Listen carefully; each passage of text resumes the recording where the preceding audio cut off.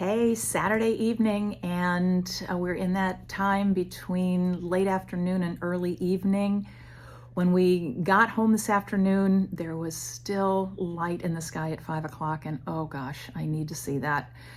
We were coming home from an exhibit by an artist, a very talented calligrapher who sadly lived only to 35, maybe 36, when his life was ended by AIDS in 1989.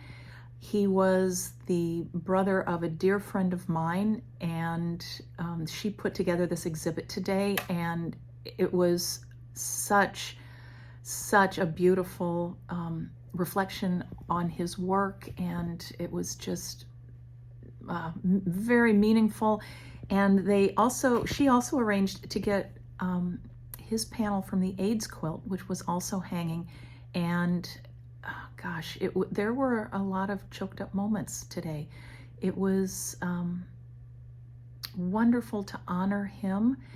Also really hard to be transported back to that time, particularly that time, the early part of the AIDS epidemic.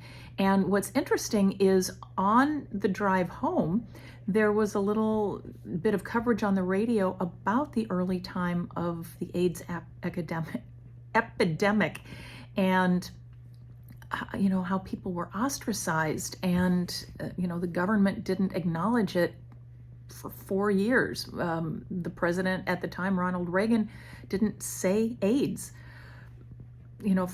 4 years into it. So we've come a long way, but there's still such a long way to go. I know there are people living vital lives with no detectable viral load, and in other parts of the world, seriously, just the opposite. So a long way to go, and I don't mean to be all somber, but hey, that's where I am right now. I'm going to give it to you real. So I'm just going to take a breath, feel some gratitude for Paul's beautiful work, and for being there to celebrate him today. So that's it. You go have a good evening.